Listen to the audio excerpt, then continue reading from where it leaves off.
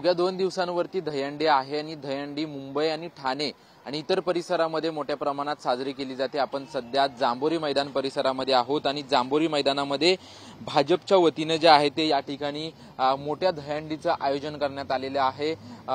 भाजपकडून विशेषतः जांभोरी मैदानामध्ये जे आहे ते हे दहीहंडीचं आयोजन करण्यात आलेलं आहे आणि अनेक मोठे नेते जे आहेत ते नेते उपस्थित राहणार आहेत आणि विशेष देखावा जो आहे तो मानवी मनोरंजनाच्या माध्यमातून अफजल खानाचा वध असा विशेष देखावा जो आहे तो भाजपकडून या ठिकाणी ठेवण्यात आलेला आहे। 2 दिवसांवरती अवघी दहीहंडी आहे आणि जांभोरी मैदानामध्ये गेले 3 वर्षांपासून खरं तर या ठिकाणी जे आहे ते दहीहंडीचं आयोजन केलं जातं। हा वरळी मतदारसंघ जो आहे त्या वरळी मतदारसंघामध्ये आदित्य ठाकरे आमदार आहेत, परंतु या ठिकाणी जे आहे ते भाजपच्या वतीने दहीहंडीचं गेल्या 3 वर्षांपासून आयोजन केलं जातं। त्याच्यामुळे भाजप वरळी मतदारसंघामध्ये सक्रिय होते का अशा वारंवार चर्चा सुरू असतात आणि या वर्षी तर भाजपकडून जे आहे ते मानवी मनोरंजनाच्या माध्यमातून अफजल खानाचा वध जे आहे ते विशेष आकर्षण या ठिकाणी ठेवण्यात आलेलं आहे। आपण पाहतोय की या जांभोरी मैदानामध्ये मोठमोठे बॅनर जे आहेत ते भाजपच्या वतीने लावण्यात आलेले आहेत। त्याच पद्धतीने भव्य दिव्य असा स्टेजची देखील उभारणीचं काम जे आहे ते काम देखील या ठिकाणी सुरू असल्याचं आपल्याला पाहायला मिळतंय।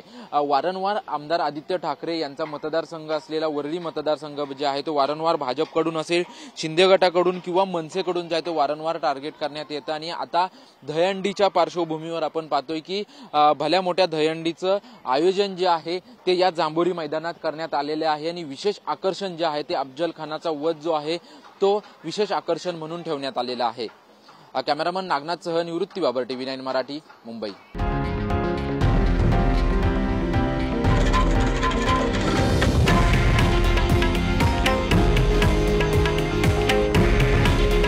हे आहे देशातील नंबर 1 न्यूज नेटवर्क आणि आपण पाहत आहात TV9 मराठी। काळजी तुमची, हित महाराष्ट्राचं।